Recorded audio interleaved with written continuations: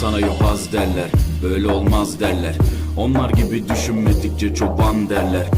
Biz Müslümanız, düşüncemiz hüsnü zandır. Bak istediğin güçle saldır, biz Rabbe müptelayız. İşimde Allah, dilimde Allah, zikrimde Allah, fikrimde Allah, aklımda Allah, aşkımda Allah, aslımda Allah, kanımda Allah.